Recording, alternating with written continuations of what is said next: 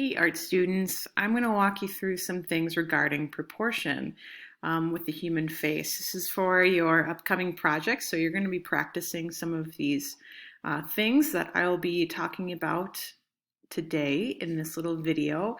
I'm also going to provide you a little live video of someone drawing a human face in proportion. So you'll get to see these two things together, and it should really help you try to do this on your own.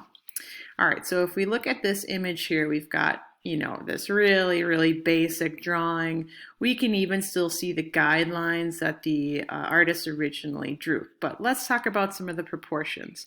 So when you are drawing a human head, you're going to want to start out with a long oval shape, not a circle. So try to gently pull out that circle shape that you might be used to drawing and stretch it out to an oval shape.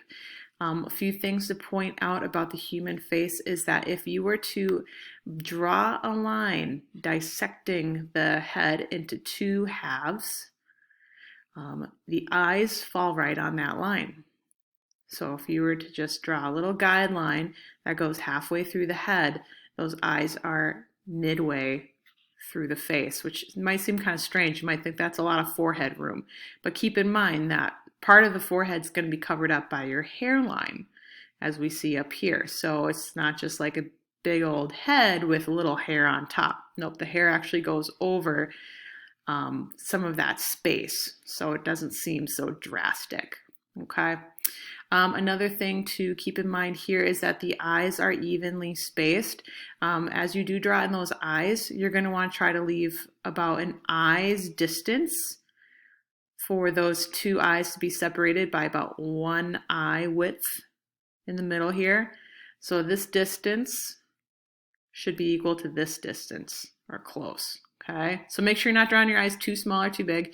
You should be able to fit one eye in this open space, an eye in this open space, and a pretend eye in this open space. So all of these three spaces bordering the eyes you've drawn should be equidistant to the length of one eye.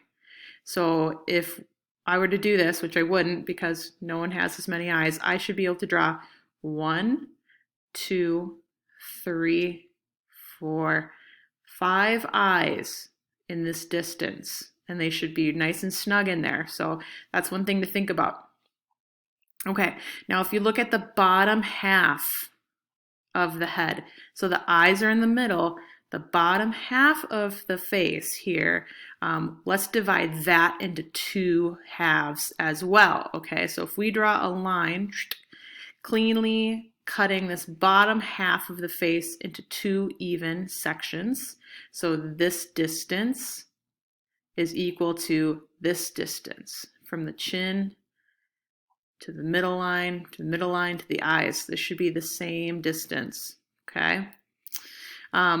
Your nose is going to rest on this new middle line, and all these lines are just drawn here to help you understand where things should go in the human face.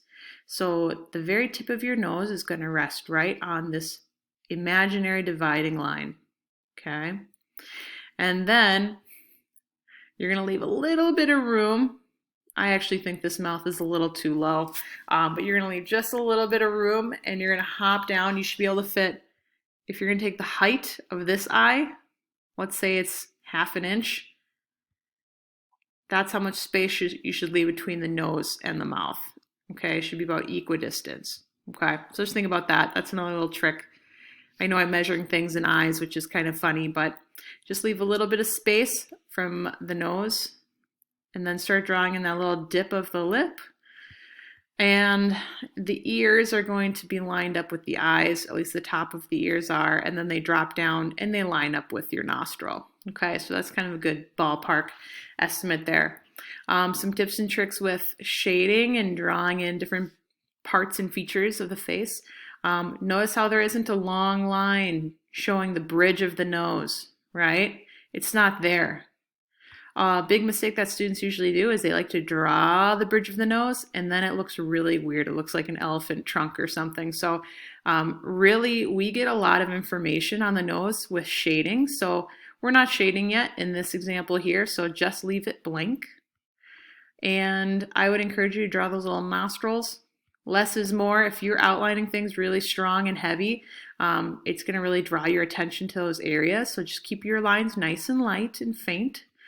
Have fun with this. I want you to practice working with proportions. So not only are you going to be, taking information I'm sharing with you in this video, but you're also going to be watching a little cool YouTube video of an artist drawing this on their computer using a stylus. So you'll get to see how they do it step by step as well, which is really helpful too. So don't watch this video on its own. Watch it with that other YouTube link I'll be posting with this.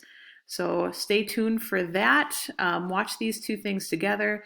It's going to help you to understand how you can start practicing to draw the human face in proportion. And with your practice, you can make up a person, you could give them any kind of hairdo, you can make it look like you. Just want you to get some practice drawing a face in proportion.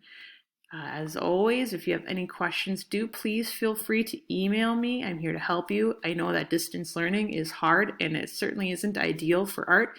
So my biggest thing for you right now is just that you try and you practice this new technique and accept that it's not going to, be the easiest thing in the world, and maybe your first few attempts look kind of silly, and that's okay. I just want you to try.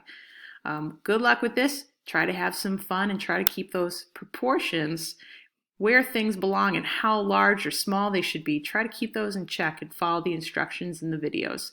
Good luck.